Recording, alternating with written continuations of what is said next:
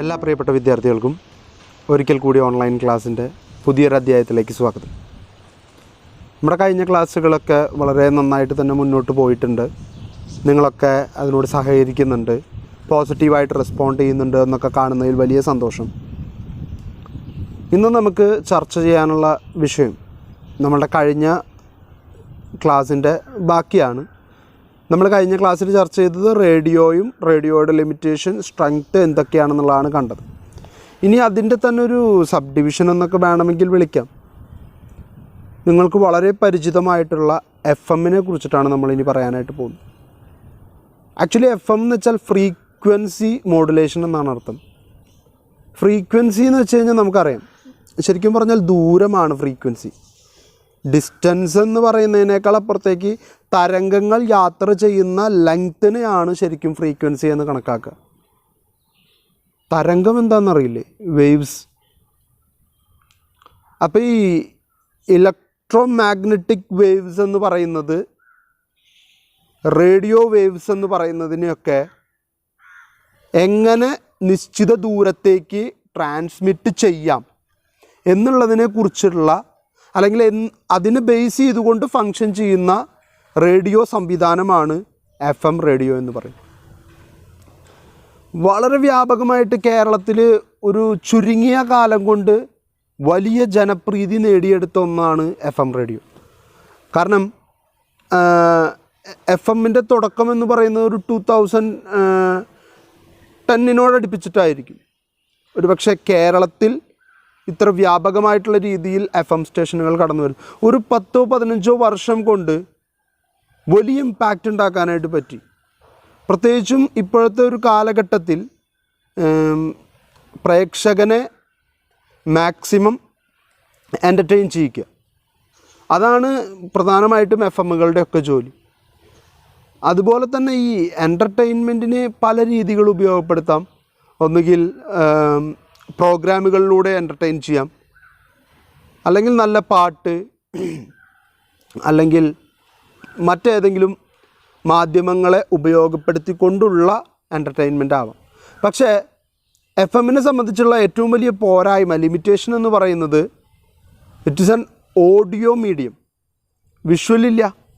ആ വിഷ്വലില്ലാത്തത് കൊണ്ട് തന്നെ ഡാൻസ്, അതുപോലെ തന്നെ പെയിൻറ്റിങ്, മറ്റ് ആർട്ട് ഫോംസ് ഒന്നും തന്നെ പെർഫോം ചെയ്ത് ജനങ്ങളെ എൻ്റർടൈൻ ചെയ്യാനായിട്ട് പറ്റില്ല. അപ്പോൾ ആകെ ഒരു മാർഗ്ഗമേ ഉള്ളൂ, മ്യൂസിക്. നല്ല മ്യൂസിക്, നല്ല അവതരണ രീതി, ഇത് രണ്ടുമാണ് FMകളെ ഇത്രമേൽ ജനങ്ങൾക്ക് സ്വീകാര്യമാക്കി മാറ്റിയത്. രണ്ടാമത്തെ ഒരു കാര്യമെന്ന് പറയുന്നത്, ആകാശവാണി എന്ന് പറയുന്ന, അല്ലെങ്കിൽ ഓൾ ഇന്ത്യ റേഡിയോ എന്നറിയപ്പെടുന്ന സ്ഥാപനം, അവർ എൻ്റർടൈൻമെൻറ്റ് ഫെസിലിറ്റി വല്ലാതെ കുറയ്ക്കുകയും ആളുകൾക്ക് കാറിൽ യാത്ര ചെയ്യുമ്പോൾ, അല്ലെങ്കിൽ ദീർഘദൂര യാത്രകൾ പോകുമ്പോൾ മൊബൈൽ ഫോണിൽ ഇരുന്നുകൊണ്ട് തന്നെ പാട്ടും വാർത്തകളും വിവരങ്ങളും ഒക്കെ അറിയാനുള്ളൊരു ഓപ്ഷൻ കൊടുക്കാൻ ആകാശവാണിക്ക് കഴിയാത്തത് കൊണ്ട്. എന്തുകൊണ്ട് ഓൾ ഇന്ത്യ റേഡിയോയ്ക്ക് അത് കഴിയാത്തതെന്നുള്ളത് നിങ്ങൾ ചിന്തിക്കണം. ഓൾ ഇന്ത്യ റേഡിയോ ഇന്ത്യൻ ഗവൺമെൻറ്റിന് കീഴിൽ പ്രവർത്തിക്കുന്ന ഒരു സ്ഥാപനമാണ്. അവിടെ ഒരു ചെറിയ ലൊക്കാലിറ്റിക്ക് വേണ്ടിയോ ഒരു ചെറിയ ഗ്രൂപ്പ് ഓഫ് പീപ്പിളിന് വേണ്ടിയിട്ടോ ഉള്ള പ്രോഗ്രാമുകൾ അവർക്ക് ചെയ്യാനായിട്ട് പറ്റില്ല. ഓൾ ഇന്ത്യ റേഡിയോ ഇന്ത്യ മൊത്തം സംപ്രേഷണം ചെയ്യുന്ന പരിപാടികളാണ്, പല ലാംഗ്വേജുകളിലായിട്ട്. ആ ലാംഗ്വേജുകൾ പലതാണെങ്കിലും ബേസിക് കണ്ടൻറ് എന്ന് പറയുന്നത് സെയിം ആയിരിക്കും. അപ്പോൾ ആ കണ്ടൻറ്റിനെ നിലനിർത്തുന്നത് കൊണ്ടാണ് അവരത്രമേൽ എൻ്റർടൈൻമെൻറ്റ് ഫെസിലിറ്റിക്ക് പ്രാധാന്യം കൊടുക്കാത്തത്. പിന്നെ നമുക്കറിയാവുന്ന പോലെ ഇന്ത്യയിലെ 97% ഓഫ് പീപ്പിൾ ആക്സസ് ചെയ്യുന്ന ഏക മാസ് മീഡിയം റേഡിയോ ആണ്. ഇത്രയും വൈഡ് പോപ്പുലാരിറ്റി ഉള്ള മറ്റൊരു മീഡിയം ഉണ്ടായിരിക്കില്ല. അതും വലിയൊരു പ്രത്യേകതയാണ്. അവിടെ എൻ്റർടൈൻമെൻറ്റിന് മാത്രം പ്രാധാന്യം കൊടുത്താൽ അവർക്ക് പിന്നീട് വാർത്തകളും മറ്റ് വിവരങ്ങളും ഇൻഫർമേഷൻസും കളക്ട് ചെയ്യാൻ വേറൊരു മാധ്യമമില്ല അവരുടെ കയ്യിൽ. ഈ പറയുന്ന 97%-ൽ ഒരു 60%-ഉം മറ്റു മാധ്യമങ്ങളെ ആശ്രയിക്കാത്തവരാണ്. അപ്പോൾ അവർക്ക് വാർത്തകൾ കിട്ടണ്ടേ, അവർക്ക് പുതിയ ഇൻഫർമേഷൻസ് കിട്ടണ്ടേ? അതിനെന്ത് ചെയ്യണം? അതിന് റേഡിയോ മാത്രമേ ഉപകാരപ്പെടുത്താനായിട്ട് അവർക്ക് പറ്റുള്ളൂ. എന്നാൽ FM-ൽ സ്വകാര്യ കമ്പനികളുടെ വ്യക്തി താല്പര്യം കൂടി കണക്കിലെടുത്തുകൊണ്ടായിരിക്കും പ്രോഗ്രാമുകൾ ചെയ്യുന്നുണ്ടായിരിക്കുക. നിങ്ങൾ കുറച്ച് നാൾ മുൻപ് മലയാളത്തിൽ ഇറങ്ങിയ ട്രാഫിക് എന്നൊരു സിനിമ കണ്ടിട്ടുണ്ടായിരിക്കും. അതിൽ റോമ എന്ന് പറയുന്ന കഥാപാത്രം കുഞ്ചോ ഗോപാബൻ്റെ പെങ്ങളായിട്ട് അഭിനയിക്കുന്നുണ്ട്. ഒരു റേഡിയോ സ്റ്റേഷനിലാണ് വർക്ക് ചെയ്യുന്നത്, ഒരു FM സ്റ്റേഷനാണ്. അപ്പോൾ അതിലേക്ക് വരുന്നൊരു മെസ്സേജിനെ കുറിച്ചിട്ട് ജസ്റ്റ് ഇങ്ങനെ ഇൻഫോം ചെയ്യുന്നൊരു ഭാഗമുണ്ട്. ഈ കുട്ടിയുടെ ഹാർട്ടുമായിട്ട് ഈ വാൻ കടന്നു പോകുന്ന ആ സമയത്ത് അതിൻ്റെ ഒരു പ്രമോ കൊടുക്കാൻ പറ്റുമോ എന്ന് ചോദിച്ചിട്ട് ഒരു മാഗസീനിൽ നിന്ന് ഒരാൾ വിളിക്കുന്നു എന്ന് പറയുന്നതും അതിനെന്താ ചെയ്യേണ്ടത്, നമുക്ക് വേണ്ട എൻ്റർടൈൻമെൻറ്റ് വാല്യൂ ഇല്ല എന്നാണ് ആ കഥാപാത്രം വന്നിട്ട് പറയുന്നത് സിനിമയിൽ. അപ്പോൾ FM പ്യുവർലി ബേസ് ചെയ്യുന്നത് ഈ ഒരു എൻ്റർടൈൻമെൻറ്റ് വാല്യൂ എത്രത്തോളം കൊടുക്കാൻ പറ്റും. അവർക്ക് ഇൻഫോർമേഷൻ ഒരു വിഷയമല്ല, മാക്സിമം പ്രേക്ഷകനെ എൻ്റർടൈൻ ചെയ്യിക്കുക. അയാൾ ഒരു പ്രോഗ്രാം കേൾക്കാൻ ഒരു പ്രേക്ഷകൻ FM-ൻ്റെ മുൻപിൽ ഇരിക്കുന്നുണ്ടെങ്കിൽ ആ ഇരിക്കുന്ന സമയം മുഴുവൻ അയാൾക്ക് എൻ്റർടൈൻമെൻറ്റ് പ്രൊവൈഡ് ചെയ്യാനായിട്ട് പറ്റണം. അതുകൊണ്ടാണ് ആ കഥാപാത്രം വന്നിട്ട് പറയുന്നത്, ഞാൻ പറഞ്ഞു ഞങ്ങൾക്ക് പറ്റില്ല എന്ന്. അപ്പോൾ തന്നെ ഉടനെ റോമ തിരുത്തുന്നുണ്ട്, അത് പാടില്ല, ഏതൊക്കെ പ്രോഗ്രാം ഡിലേ ചെയ്യേണ്ടി വന്നാലും വിരോധമില്ല, ആ അടുത്ത ജിങ്കിളിന് ശേഷം അതായിരിക്കണം ഓൺ എയർ പോവേണ്ടത്. അപ്പോൾ അവിടെ ഒരു ചെറിയൊരു റെസ്പോൺസിബിലിറ്റി ഏറ്റെടുക്കുകയാണ് FM. എനിക്ക് തോന്നുന്നു ക്ലബ് FM-ലോ മറ്റോ ആണെന്ന് തോന്നുന്നു, എനിക്ക് കൃത്യമായിട്ട് ഓർമ്മയില്ല. ട്രാഫിക് അപ്ഡേറ്റ്സ് എന്ന് പറഞ്ഞിട്ടൊരു പ്രോഗ്രാമുണ്ട്. തൃശ്ശൂർ ജില്ലയിൽ എവിടെയെങ്കിലും ട്രാഫിക് ബ്ലോക്ക് കണ്ടാൽ നിങ്ങൾക്ക് ആ നമ്പറിലേക്ക് ആ FM-ലേക്ക് വിളിച്ച് പറയാം. FM അത് ഒരു ഇൻഫർമേഷൻ പോലെ ജനങ്ങളിലേക്ക് പാസ് ചെയ്യും. എന്നിട്ട് ഈ വിവരം തന്ന ആൾ പറയുന്നൊരു പാട്ടും വെച്ച് കൊടുക്കും. എൻ്റർടൈൻമെൻറ്റ് പ്ലസ് ഇൻഫർമേഷൻ, ഇൻഫോർടൈൻമെൻറ്റ്, അങ്ങനൊരു ഉപയോഗമുണ്ട്. ശരിക്കും പ്രയോഗത്തിൽ ഇംഗ്ലീഷിൽ അങ്ങനെ ഒരു വാക്ക് ഇപ്പോൾ പുതിയതായിട്ട് കണ്ടുപിടിച്ചിട്ടുണ്ട്. ഇൻഫോർടൈൻമെൻറ്റ്, ഇൻഫർമേഷൻ പകുതി എൻ്റർടൈൻമെൻറ്റിൻ്റെ പകുതി, രണ്ടും കൂടിച്ചേർന്നപ്പോൾ ഇൻഫോർടൈൻമെൻറ്റ്. അപ്പോൾ FM ഒരു പരിധിവരെ ഇൻഫോർടൈൻമെൻറ്റിലേക്കും കൂടി കടക്കാൻ ശ്രമിക്കുകയാണ്. വെറുതെ എൻ്റർടൈൻമെൻറ്റ് മാത്രം പ്രൊവൈഡ് ചെയ്തിരുന്നവർ ഒരു ഭാഗത്തു നിന്ന് അല്പം ഇൻഫോർമേഷനും കൂടി കൂട്ടിച്ചേർത്തുകൊണ്ട് പ്രോഗ്രാമുകളെ കൂടുതൽ ഭംഗിയുള്ളതാക്കി തീർക്കാനായിട്ട് ശ്രമിക്കുകയാണ്. അപ്പോൾ അതാണ് ഫ്രീക്വൻസി മോഡുലേഷൻ അഥവാ FM എന്ന് പറയുന്നത്.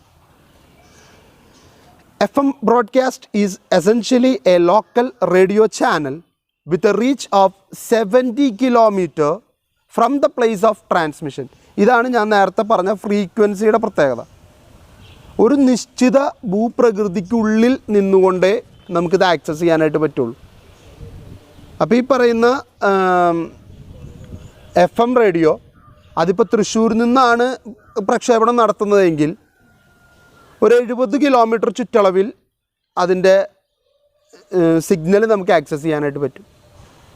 ഈ 70 എന്ന് പറയുന്നത് പക്കാ പെർഫെക്റ്റ് ആവണമെന്ന് നിർബന്ധമൊന്നുമില്ല കേട്ടോ. ചിലപ്പോൾ ഒരു 15 കിലോമീറ്റർ ചുറ്റളവിൽ പോയി നിന്നാലും ചിലപ്പോൾ ഇത് കേൾക്കാൻ പറ്റിയെന്ന് വരില്ല, നമ്മൾ ആക്സസ് ചെയ്യുമ്പോൾ കിട്ടിയെന്ന് വരില്ല. ഇനി ഇവരെ ആക്സസ് ചെയ്യേണ്ട ഫ്രീക്വൻസി അളവാണ് അവരെല്ലാവരും അവരുടെ പരസ്യത്തോടൊപ്പം പറയുന്നത്.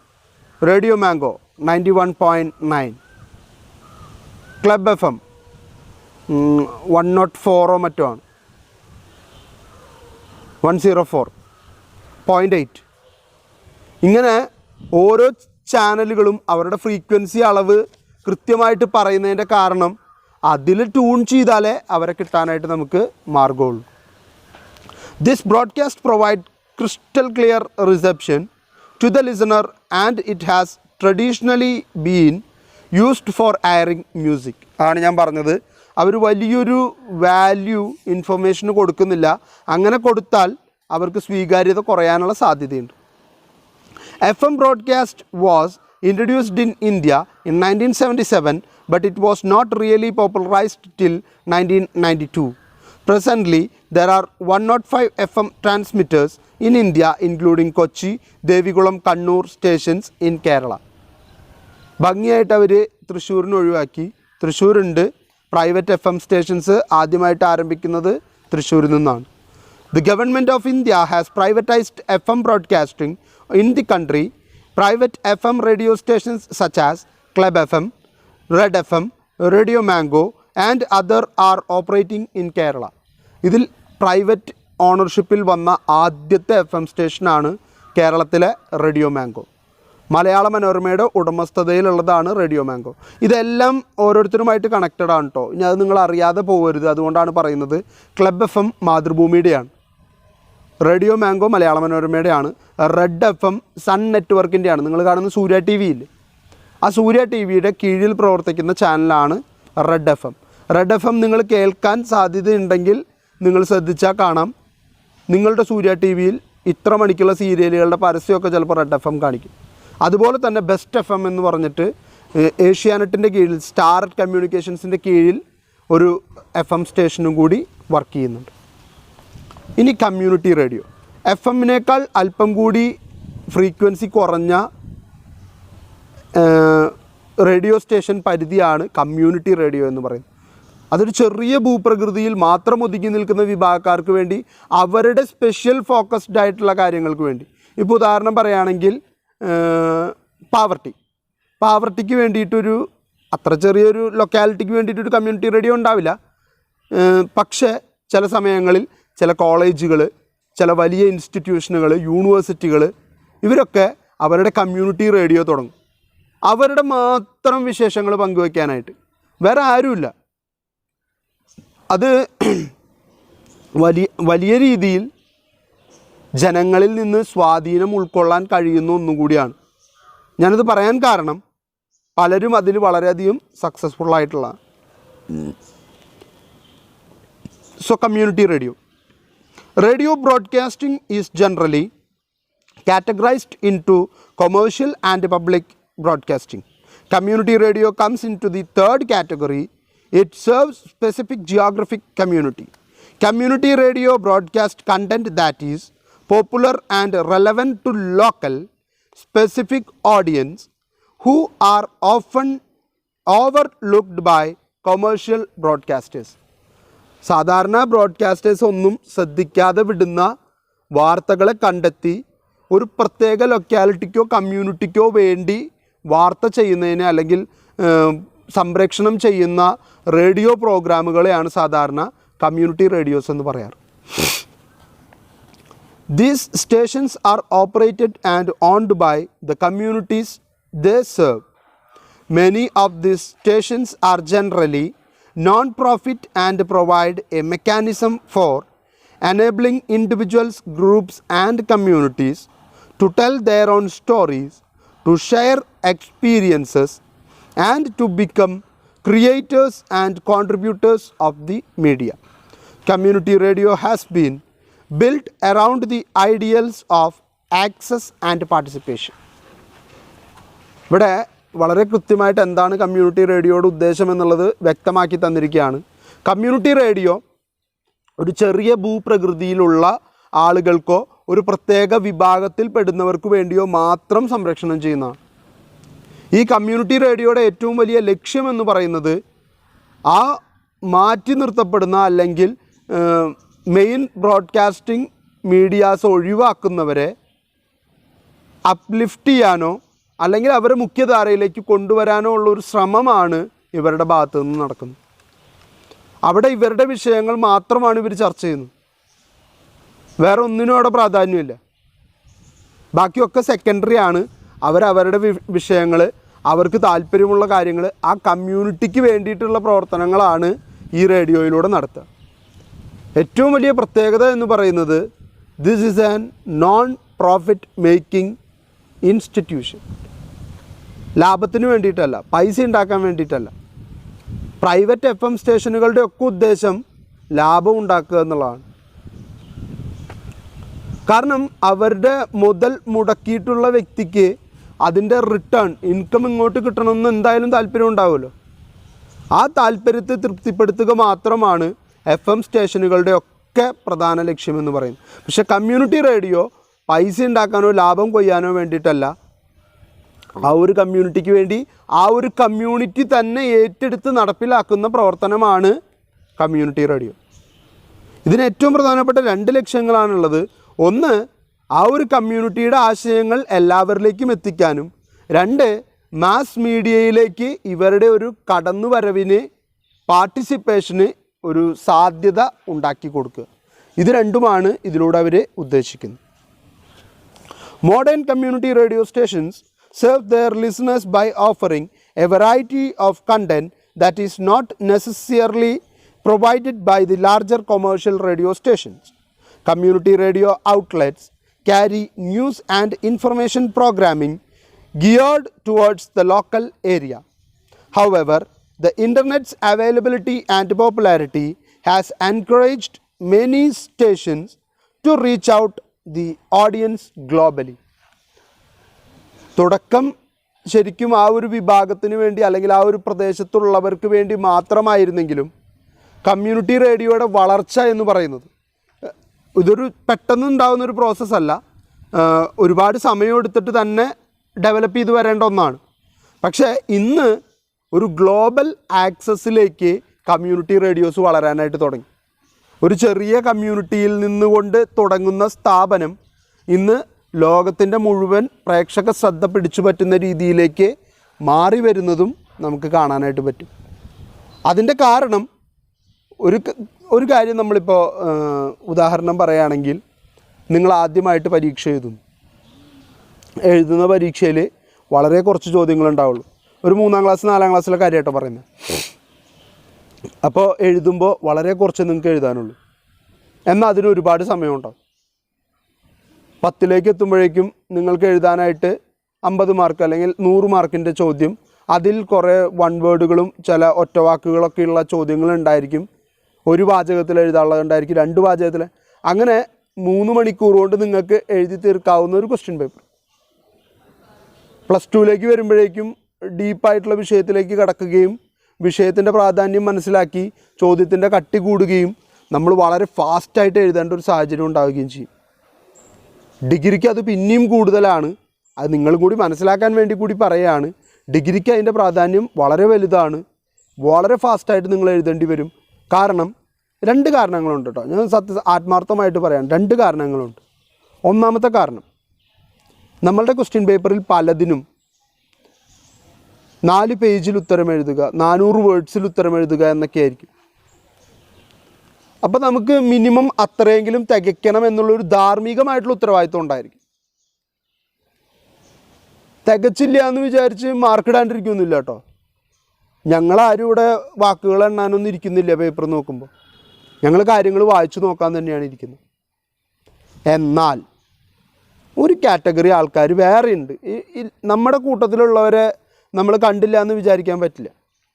അധ്യാപകരിൽ തന്നെ ഒരു ചെറിയ വിഭാഗം എഴുതിയിരിക്കുന്നതിൻ്റെ അളവ് നോക്കിയിട്ട് മാർക്കിട്ട് കൊടുക്കുന്നതും കാണാറുണ്ട്.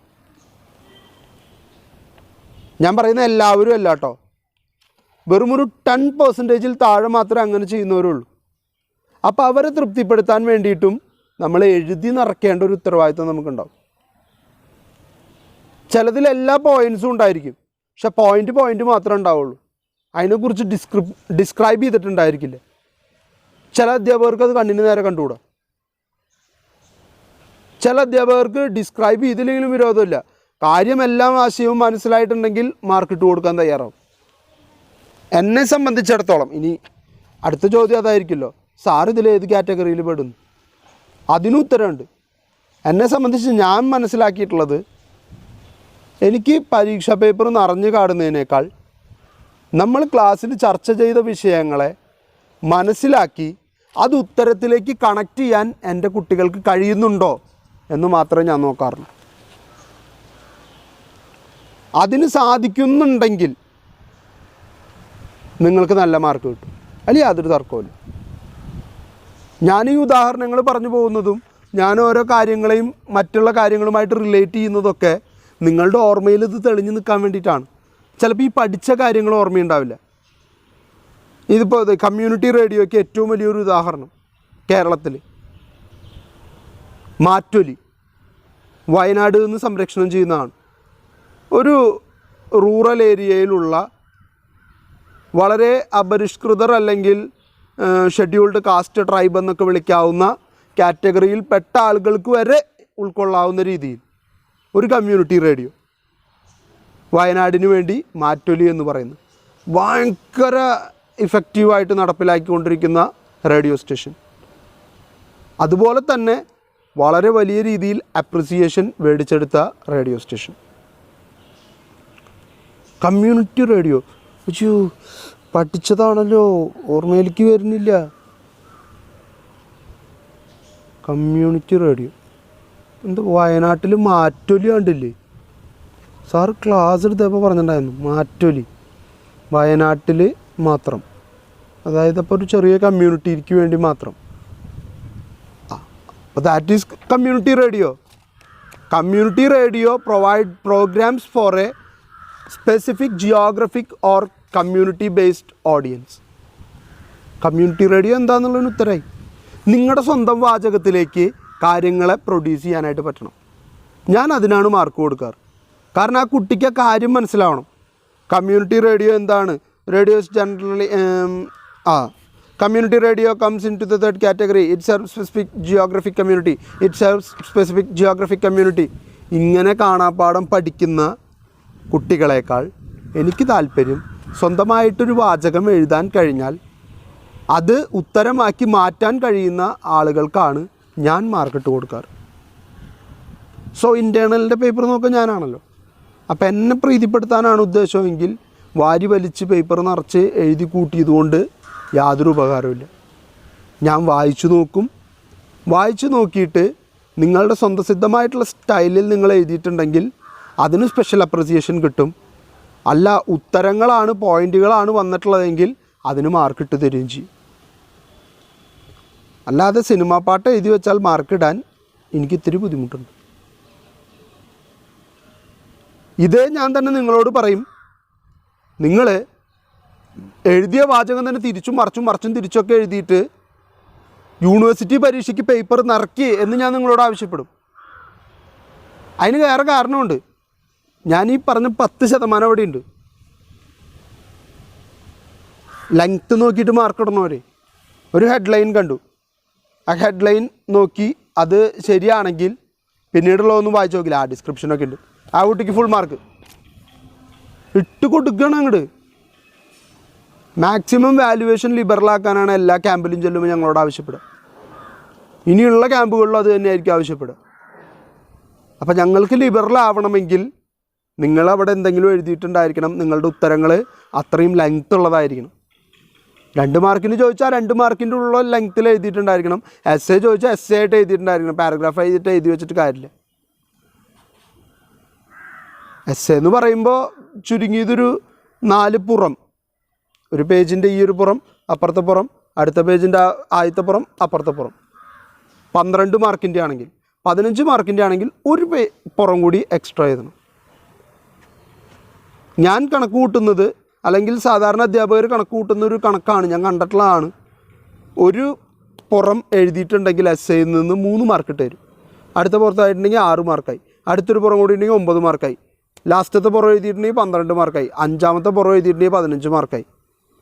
15ൽ 15 ഇട്ട് തരാൻ പറ്റാത്ത കാരണം ഈ കുട്ടി ഇത്രയൊക്കെ വലിച്ചു വരെ എഴുതിയല്ലോ, 14 മാർക്ക് അവിടെ എടുക്കട്ടെ. ആര് ചോദിക്കാൻ? ആരും ചോദിക്കില്ല ഞങ്ങളോട്. ഞങ്ങൾ ഇട്ട മാർക്ക് തന്നെയാണ്. അതേസമയം എല്ലാ പോയിൻറ്റും ഞാൻ എഴുതിയെന്ന് വിചാരിച്ചോ. ഒരു ചോദ്യം, അതിനെക്കുറിച്ച് എനിക്ക് എല്ലാം അറിയാം, എല്ലാ പോയിൻറ്റും എഴുതി വെച്ചു. എസ്സേ ആണ് 15 മാർക്കിൻ്റെ. എഴുതി വന്നപ്പോൾ ആകെ ഒരു പുറവും അപ്പുറത്തെ പുറത്തൊരു പകുതി.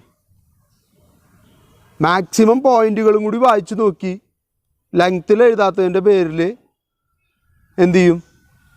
പകുതി മാർക്ക് ഇട്ട് വരും. 15ൽ 7.5 ആയ 7.5 മാർക്ക് ഒറ്റയടിക്കാൻ പോയി. നമ്മുടെ മാർക്ക് പോണ വഴികളാണ് ഞാൻ പറയുന്നത്. ഇത് എക്സാമിന് മുൻപായിട്ട് ഞാൻ ഒരു വട്ടം കൂടി ആവർത്തിക്കും. ഇപ്പം പെട്ടെന്ന് ഇങ്ങനെ പറഞ്ഞു വന്നപ്പോൾ ഞാൻ പറഞ്ഞു എന്ന് മാത്രം. Community radio stations in India. Indian government implemented new community radio guideline in November 2006, which permitted NGOs, educational institutions and agricultural institutions to own and operate community radio stations. Community radio stations in India can have a coverage area of approximately 12 kilometers. 12 kilometer മാത്രമാണ് radius ഉള്ളത്. According to the Ministry of Information and Broadcasting, there were 148 operational community radio stations in India as on 25th April 2013. 2013 കണക്ക് പ്രകാരം ഇന്ത്യയിലെ 148 community radios ഉണ്ടെന്നാണ് പറയുന്നത്. Live broadcasting of a program on radio Mattoli. മാറ്റൊലിയിൽ ഒരു program ചെയ്യുന്നതിൻ്റെ വിഷ്വലാണ് അവിടെ കൊടുത്തിരിക്കുന്നത്. Anna FM was India's first campus community radio station launched on February 1st, 2004 in the Anna University campus. ഇതാണ് ഞാൻ പറഞ്ഞത്, യൂണിവേഴ്സിറ്റികൾ കോളേജുകളൊക്കെ കമ്മ്യൂണിറ്റി റേഡിയോ ചെയ്യാനുള്ള അനുമതി ഗവൺമെൻറ് തന്നിട്ടുണ്ട്. അതിൻ്റെ ബേസിസിൽ പലയിടത്തും അത്തരം കമ്മ്യൂണിറ്റി റേഡിയോസ് ഉടലെടുത്തിട്ടുണ്ട്. അതിലേറ്റവും ആദ്യം ഇന്ത്യയിൽ അണ്ണ യൂണിവേഴ്സിറ്റി ആണ് ആദ്യമായിട്ട് ഒരു റേഡിയോ സ്റ്റേഷൻ അവരുടെ യൂണിവേഴ്സിറ്റിക്ക് വേണ്ടി മാത്രമായിട്ട് തുടങ്ങിയത്. സംഗം radio licensed to Deccan Development Society in Pastapur village, Andhra Pradesh, in the first community-based radio station licensed to an NGO.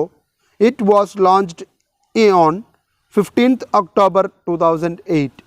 2008 ഒക്ടോബറിൽ ആദ്യമായിട്ട് NGO മീൻസ് നോൺ ഗവൺമെൻറ്റൽ ഓർഗനൈസേഷനാണ്. ആ ഒരു ഓർഗനൈസേഷന് ആദ്യമായിട്ട് ആന്ധ്രാപ്രദേശിലെ ഒരു കമ്മ്യൂണിറ്റി റേഡിയോ തുടങ്ങാനുള്ള അനുമതി ഗവൺമെൻറ് കൊടുക്കുകയാണ്.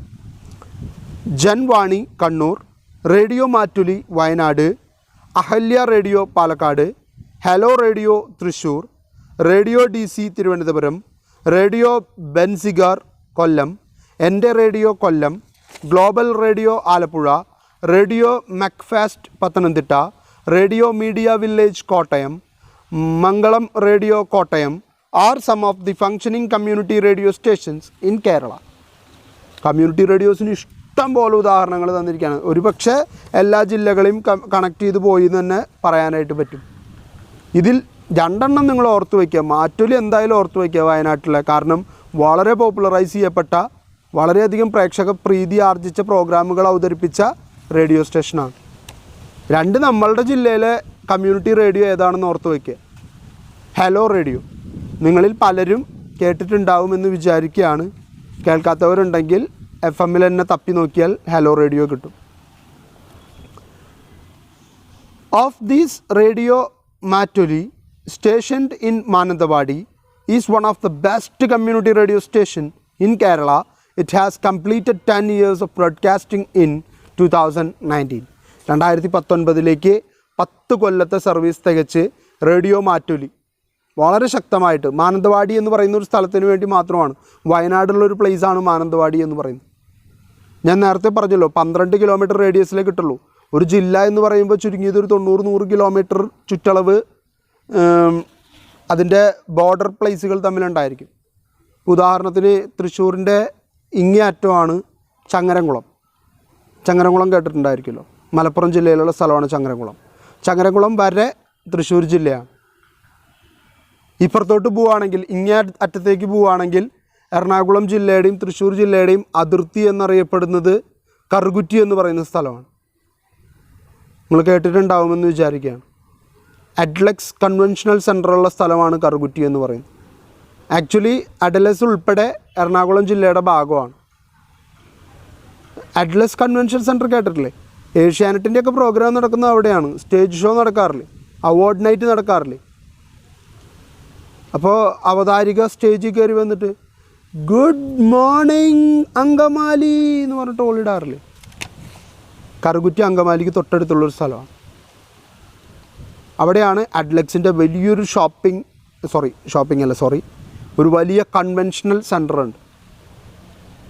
വലിയ പാർക്കിംഗ് ഏരിയയും വലിയ സ്റ്റേജ് പ്രോഗ്രാമൊക്കെ നടത്താൻ കഴിയുന്ന ഒരു സ്റ്റേഡിയത്തിൻ്റെ വലിപ്പമുള്ളൊരു സ്ഥലം. വാട്ട് എവർ ഇറ്റ് ഈസ്, അതങ്ങനെ പോട്ടെ. ഞാൻ പറയുന്നത് അപ്പോൾ അത്രയും ദൂരം എന്ന് പറഞ്ഞാൽ ചങ്ങരംകുളം ടു കറുകുറ്റി എന്ന് പറയുന്ന ദൂരം എങ്ങനെ നോക്കിയാലും ഒരു 100-110 കിലോമീറ്ററിനിടയിൽ വരും. അപ്പോൾ ഇത്രയും ദൂരം ഒരു ജില്ല മൊത്തം കവർ ചെയ്യാന്ന് പറഞ്ഞാൽ അത് FM പോലും പറ്റില്ല. 70 കിലോമീറ്ററാണ് FM കിട്ടുള്ളൂ. അപ്പോഴാണ് ഇവിടെ 12 കിലോമീറ്ററിലൊരു റേഡിയോ സ്റ്റേഷൻ ഫങ്ഷൻ ചെയ്യുന്നത്. അതുകൊണ്ടാണ് മാനന്തവാടി എന്നൊരു ചെറിയ ലൊക്കാലിറ്റിയിലേക്ക് അത് ഒതുങ്ങിപ്പോകുന്നത്. ഇനി റേഡിയോ ഓൺ മൊബൈൽ ഫോൺസ് വളരെ വലിയൊരു മാറ്റം സൃഷ്ടിച്ച ഒരു സംഗതിയാണ് റേഡിയോ ഓൺ മൊബൈൽ ഫോൺസ് എന്ന് പറയുന്നത്. എന്താണ് മാറ്റമൊന്നല്ല, മാറ്റം വളരെ നിസ്സാരമാണ്. മൊബൈൽ ഫോണിൻ്റെ അമിതമായിട്ടുള്ള ഉപയോഗത്തിലൂടെ ഒരുപാട് ആളുകൾ റേഡിയോ കൂടുതലായിട്ട് കേൾക്കാൻ തുടങ്ങി. നിങ്ങൾക്കൊക്കെ പരിചിതമാണോ എന്ന് എനിക്കറിയില്ല. നിങ്ങളുടെ ഈ കാലഘട്ടത്തിൽ FM പോപ്പുലറാണ്, അല്ല എന്നല്ല ഞാൻ പറയുന്നത്. പക്ഷേ FM നിങ്ങൾക്ക് പാട്ട് കേൾക്കാനും അതിനൊക്കെയുള്ള സാഹചര്യം ഇൻ്റർനെറ്റിലൂടെ അവൈലബിളാണ്. ഞാൻ 10th പഠിക്കുമ്പോൾ എന്ന് പറഞ്ഞാൽ 2007, 13 കൊല്ലം മുൻപ് എനിക്ക് 10th ക്ലാസ്സിൽ പോകാനായിട്ട് എൻ്റെ കയ്യിൽ മൊബൈൽ ഫോൺ ഉണ്ടായിരുന്നു, ഇല്ലയെന്ന് ഞാൻ പറയുന്നില്ല. ചേട്ടൻ ഉപേക്ഷിച്ച ഒരു പഴയ സെക്കൻഡ് ഹാൻഡ് ഫോൺ എൻ്റെ കയ്യിൽ ചേട്ടൻ തന്നിട്ടുണ്ടായിരുന്നു. അത് സ്കൂളിൽ കൊണ്ടുപോകാനൊന്നും എനിക്കന്ന് അനുമതിയില്ല കേട്ടോ. എൻ്റെ കയ്യിൽ പൈസയും ഇല്ല റീചാർജ് ചെയ്യാനൊന്നും. പക്ഷേ വീട്ടിൽ വെക്കുന്ന ഫോണാണ്, നമ്മളാണത് ഉപയോഗിക്കുന്നത്. അച്ഛനും അമ്മയ്ക്കും അത് ഉപയോഗിക്കാനുള്ള അത്ര നോളജ് അന്നില്ല. ഈ ഒരു കാലഘട്ടത്തിൽ അതെനിക്ക് തോന്നുന്നു സോണി എറിക്സൻ്റെയോ മറ്റൊരു പഴയ ഫോണായിരുന്നു. അന്ന് ഈ റിംഗ് ടോൺ വെക്കാൻ വേണ്ടിയിട്ട്, കോള് വരുമ്പോൾ നമുക്ക് കേൾക്കുന്ന മ്യൂസിക്കിന് വേണ്ടിയിട്ട് TV ഏതെങ്കിലും പാട്ട് വരുമ്പോൾ ആ പാട്ട് ഇതിൻ്റെ അടുത്ത് കൊണ്ടുപോയിട്ട്, TV അടുത്ത് കൊണ്ടുപോയിട്ട് മൊബൈൽ വെച്ച് റെക്കോർഡ് ചെയ്തിട്ട് ആ റെക്കോർഡ് ചെയ്തത് റിംഗ് ടോണാക്കി വെച്ചിരുന്നൊരു കാലമുണ്ട്. ഇന്നത്തെ കാലത്ത് അതിൻ്റെ ഒന്നും ആവശ്യമില്ല. റിംഗ് ടോൺ ഏത് വേണം, ഏത് പാട്ടിൻ്റെ ഏത് ലൈൻ തൊട്ട് വേണം, അവിടെ വെച്ചൊരു MP3 കട്ടർ എടുത്ത് അതിൽ ആ സോഫ്റ്റ്വെയറിൽ ആ പാട്ടിൻ്റെ അത്രയും ഭാഗം കട്ട് ചെയ്ത് നമുക്ക് ആവശ്യമുള്ള ലെങ്ത്തിലേക്ക് അതിനാക്കിയെടുത്ത്, ചില പാട്ടുകളുടെയൊക്കെ തുടക്കം ഈ കർണാട്ടിക് മ്യൂസിക്കിലൊക്കെ വരുന്ന പോലെ അതൊക്കെ പറഞ്ഞിട്ടായിരിക്കും. ഇതിങ്ങനെ പാടിപ്പോയി കഴിയുമ്പോഴേക്കും ഒരു കോളിൻ്റെ റിംഗ് ടോണിനുള്ള സമയം കഴിയും. അപ്പോൾ നമുക്ക് ആ പാട്ട് ആസ്വദിക്കാനായിട്ട് പറ്റാതെ വരും.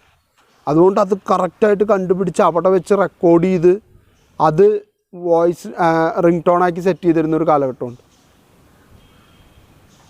ഞാൻ പറയുന്നത് മൊബൈൽ ഫോണിൽ വന്നിട്ടുള്ള മാറ്റങ്ങൾ ഒരുപാടുണ്ട്. 2G സ്പീഡിൽ നിന്നും 3Gയിലേക്കും, 3Gയിൽ നിന്നും 4Gയിലേക്കും, 4Gയിൽ നിന്നും 5Gയിലേക്കും കുതിക്കാൻ നിൽക്കുകയാണ്. ഇന്ന് 4G ആണ്. 4Gയിൽ തന്നെ ഈ റെയിൽവെയർ പോലെയുള്ള കമ്പനികളുടെ വൈഫൈ നിങ്ങൾ ഉപയോഗിക്കുന്നുണ്ടെങ്കിൽ നിങ്ങൾക്ക് കാണാം 1 to 3, 1 മുതൽ 3 MB വരെയാണ് പെർ സെക്കൻഡ്. അല്ലേ? ഞാനീ പറയുന്നത് ശരിയല്ലേ? നിങ്ങൾ നെറ്റ് ഉപയോഗിക്കുന്ന ആൾക്കാരല്ലേ? ഇനി നമ്മളുടെ ഫോണുകളുടെ കപ്പാസിറ്റി വെച്ച് മൊബൈൽ സർവേഴ്സ് നൽകുന്ന ഇൻ്റർനെറ്റാണ്, പ്രൊവൈഡ് ചെയ്യുന്ന ഇൻ്റർനെറ്റാണ് നമ്മൾ ഉപയോഗിക്കുന്നതെങ്കിൽ അവിടെയും കാണാം നിങ്ങൾക്ക്. ഉദാഹരണത്തിന് ഇപ്പോൾ എയർടെൽ എടുക്കുകയാണെങ്കിൽ എനിക്കൊക്കെ കിട്ടുന്നത് മാക്സിമം, ഏറ്റവും മാക്സിമം ആട്ടോ, നല്ല റേഞ്ചുള്ളിടത്ത് വന്നു നിന്നാൽ ഒരു 900 KB പെർ സെക്കൻഡ്. മാക്സിമം എന്ന് പറഞ്ഞാൽ അത്രയും ചവിട്ടി പിടിച്ചാൽ 1 MB പെർ സെക്കൻഡ് ഒരു വട്ടോ 2 വട്ടോ വന്നു പോവും. ബാക്കിയൊക്കെ 600 KB അല്ലെങ്കിൽ 800 KB വരെയൊക്കെയുള്ള സ്പീഡേ കിട്ടുള്ളൂ. പക്ഷേ ഈ സ്പീഡിലും റേഡിയോയെ ആക്സസ് ചെയ്യാനുള്ള മൊബൈലിൻ്റെ കഴിവിന് ഒരുപാട് പേര് ഉപകാരപ്പെടുത്തിയിട്ടുണ്ട്. പ്രത്യേകിച്ച് ദീർഘദൂര യാത്രകൾ പോകുന്നവരൊക്കെ ഒരു 10 കൊല്ലം മുമ്പ് വരെ ഈ യൂട്യൂബും മറ്റ് വിങ്ക് മ്യൂസിക് പോലെയുള്ള സ്പോട്ടിഫൈ പോലെയുള്ള ആപ്പുകളൊക്കെ ഇറങ്ങുന്നതിന് മുൻപ് നിങ്ങൾക്കതിനെപ്പറ്റി ചിന്തിക്കാൻ പറ്റുമെന്ന് എനിക്കറിയില്ല. എനിക്ക് ചിന്തിക്കാൻ പറ്റും, കാരണം ഞാനത് അങ്ങനെ ആസ്വദിച്ചിട്ടുള്ള വ്യക്തിയാണ്. നമ്മളൊരു ദീർഘദൂര യാത്ര, ഇപ്പോൾ തൃശ്ശൂർ ടു കാലിക്കറ്റ് ബസ്സിൽ യാത്ര ചെയ്യുകയാണെങ്കിൽ ഈ കാറ്റടിക്കുന്നതിന് പകരം 2 ഇയറിലും ഓരോ ഇയർഫോൺസ് കണക്ട് ചെയ്ത് അത് മൊബൈലിൽ കുത്തി FM കേൾക്കുക, പാട്ടിങ്ങനെ കേട്ടിരിക്കുക. കാരണം വേറൊന്നുമില്ല, വേറൊരു വലിയ എൻ്റർടൈൻമെൻറ്റ് മാധ്യമം അവിടെ നിലനിൽക്കുന്നില്ല. അപ്പോൾ റേഡിയോയ്ക്ക് ഒരു പുത്തൻ ഉണർവ് കൊണ്ടുവന്ന ഉപകരണമാണ് മൊബൈൽ ഫോൺ എന്ന് പറയുന്നത്. ആൾക്കാർ ഫോൺ ചെയ്യാനാണ് അത് കണ്ടുപിടിച്ചതെങ്കിലും റേഡിയോ എന്ന് പറയുന്ന ഉപകരണത്തെ അല്ലെങ്കിൽ റേഡിയോ എന്ന് പറയുന്ന മാസ് മീഡിയത്തെ ഉൾക്കൊള്ളാൻ മൊബൈലിന് കഴിഞ്ഞു എന്നുള്ളത് വലിയൊരു മുന്നേറ്റത്തിന് കാരണമായി. Radio on mobile phones. Digital technology has revolutionized every walk of the life, including our consumption of news and entertainment programs. We need to carry a radio set to listen to radio programs anymore. Distance are no barriers in listening the programs of your favorite radio station. Internet-enabled digital technologies have made things easy, and we can listen the radio programs in our handy mobile phones and tabs. നമുക്ക് വളരെ എളുപ്പമാക്കി തന്നു. Radio എന്ന് പറയുന്ന വലിയൊരു ഉപകരണം കൊണ്ട് നടക്കേണ്ട കാര്യമില്ല. നമ്മൾ യാത്ര ചെയ്യുമ്പോഴൊക്കെ യാത്രകളിൽ ഇൻ്റർനെറ്റ് കണക്ടിവിറ്റിയോടുകൂടി ഏത് FM ഉപയോഗിക്കാവുന്ന സാങ്കേതിക വിദ്യ ഇന്നത്തെ മൊബൈൽ ഫോണുകൾ കൊണ്ടുവന്നപ്പോൾ FM-ൻ്റെ വളർച്ച എന്ന് പറയുന്നത് വളരെയധികം റെവല്യൂഷനൈസ് ചെയ്യപ്പെട്ടു. വിപ്ലവാത്മകമായിട്ടുള്ള മാറ്റം തന്നെയായിരുന്നു. കാരണം കണ്ണടച്ച് തുറക്കുമ്പോഴേക്കും വലുതാവുക എന്ന് പറയില്ലേ, അത്തരത്തിലുള്ളൊരു വളർച്ചയാണ് മൊബൈൽ ഫോണുകൾ അന്നത്തെ ആ ഒരു കാലഘട്ടത്തിൽ മൊബൈൽ ഫോണുകളിലൂടെ റേഡിയോ നേടിയെടുത്തത്, പ്രത്യേകിച്ച് FM radio. The internet has further expanded the reach and listenership of radio programs worldwide. A community radio station program broadcast within a radius of 10 kilometers can be accessed by persons anywhere in the world with an appropriate app installed in the mobile phone. There are numerous apps also to listen to your favorite radio programs. ഇതിൻ്റെ ഏറ്റവും വലിയ പ്രത്യേകത എന്ന് പറയുന്നത് mobile phone എങ്ങോട്ട് കൊണ്ടുപോയാലും internet കണക്ടിവിറ്റിയുടെ സഹായത്തോടു കൂടി നിങ്ങൾക്ക് ഇഷ്ടമുള്ള FM സ്റ്റേഷൻ ആയിക്കോട്ടെ, റേഡിയോ സ്റ്റേഷൻ ആയിക്കോട്ടെ, അതിൻ്റെ പ്രോഗ്രാം കേൾക്കാനുള്ള വലിയൊരു സാധ്യതയുടെ ലോകം നമ്മുടെ മുൻപിൽ തുറന്നിട്ട് തരികയാണ് മൊബൈൽ ഫോൺ ചെയ്തിരിക്കുന്നത്. Most smart phones have built in FM receivers, which means everyone could have free and easy access to radio. അത് നമുക്കറിയാവുന്നതാണ്. ഇന്നത്തെ കാലത്ത് ഇറങ്ങുന്ന എല്ലാ മൊബൈലുകളിലും FM ഇൻബിൽട്ടാണ്. കേൾക്കാൻ നമ്മൾ നേരം കണ്ടെത്താറില്ല എന്ന് മാത്രം. കാരണം നമ്മുടെ ഈ പറഞ്ഞ പോലെ മ്യൂസിക് കേൾക്കണമെങ്കിൽ വിങ് മ്യൂസിക്കോ സ്പോട്ടിഫൈയോ ഒക്കെ ഉണ്ട്. അതിൻ്റെ വീഡിയോ അടക്കം കാണണമെങ്കിൽ നമ്മുടെ കയ്യിൽ യൂട്യൂബ് ഉണ്ട്. അപ്പോൾ ഇത്തരത്തിലെ എല്ലാ ആക്സസിബിലിറ്റിയും നമ്മുടെ കയ്യിലുള്ളപ്പോൾ നമ്മളെന്ത് കാര്യത്തിനാണ് ഈ FM-ലെ പാട്ടും FM-ലെ ഹലോ ആരാണ് വിളിക്കുന്നത്, ഓഹോ എന്തൊക്കെയുണ്ട് വിശേഷങ്ങൾ, കോളേജൊക്കെ നന്നായിട്ട് പോകുന്നില്ലേ, അതെയോ എത്രാമത്തെ പ്രണയമാണ് ഇപ്പോൾ പൊളിഞ്ഞത്, ഇങ്ങനെ ഈ കൊഞ്ചു കുഴയുന്നവരുടെ കോപ്രായം നമ്മളെന്തിനാണ് കേൾക്കാൻ നിൽക്കുന്നത്? അല്ലാതെ തന്നെ നമുക്ക് സംഗീതം ആസ്വദിക്കാൻ, പാട്ട് കേൾക്കാനുള്ള ഓപ്പർച്യൂണിറ്റി ഉണ്ടാകുമ്പോൾ നമ്മൾ അതിലേക്ക് കൂടുതലായിട്ട് പോയിക്കൊണ്ടിരിക്കുകയാണ്. Listening to the radio using your phone's FM instead of the internet saves valuable data and battery life. ഇൻബിൽട്ടായിട്ട് FM stations ഫോണിൽ വരാൻ തുടങ്ങിയപ്പോൾ നമുക്ക് പിന്നെ നെറ്റ് ഓൺ ആക്കേണ്ട ആവശ്യമില്ല FM കിട്ടാനായിട്ട്. നമ്മൾ ആ ഒരു റേഡിയസിനകത്ത് ഉണ്ടായിരുന്നാൽ മതി. We can also stream many radio stations over the internet. In fact, many radio stations now have dedicated apps to make it easy to listen online. നമുക്ക് ഇൻ്റർനെറ്റിൽ സെർച്ച് ചെയ്താൽ ഏത് റേഡിയോ സ്റ്റേഷൻ വേണമെങ്കിലും ആക്സസ് ചെയ്യാനായിട്ട് പറ്റും. ചിലർ അവർക്ക് വേണ്ടിയിട്ടുള്ള ഡെഡിക്കേറ്റഡ് ആയിട്ടുള്ള ആപ്പുകൾ, ആ ആപ്പ് തുറന്നാൽ, ഇൻ്റർനെറ്റ് ഉണ്ടെങ്കിൽ ആ ആപ്പ് തുറന്നാൽ ഓട്ടോമാറ്റിക്കലി അവരുടെ പ്രോഗ്രാമുകളിലേക്ക് ഓഡിയൻസിന് എത്തിച്ചേരാവുന്ന രീതിയിലേക്ക് വരെ മാറ്റത്തെ കൊണ്ടുവന്നിട്ടുണ്ട്. All India Radio official app, All India Radio Live, offers a bouquet of infotainment rendered in Hindi, Urdu and some major regional Indian languages to cater to the intense media needs of mobile worlding listening public in India and abroad.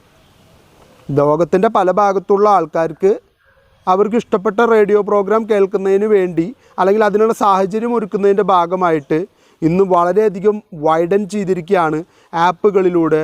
അതുപോലെ തന്നെ മറ്റ് സാങ്കേതിക വിദ്യയുടെ സഹായത്തോടു കൂടി തന്നെ എല്ലാ FM സ്റ്റേഷൻസും digitalise ചെയ്ത് എല്ലാവരിലേക്കും എത്തിക്കാനുള്ളൊരു ശ്രമം ഇന്നത്തെ കാലത്ത് വ്യാപകമായിട്ട് നടന്നുകൊണ്ടിരിക്കുകയാണ്.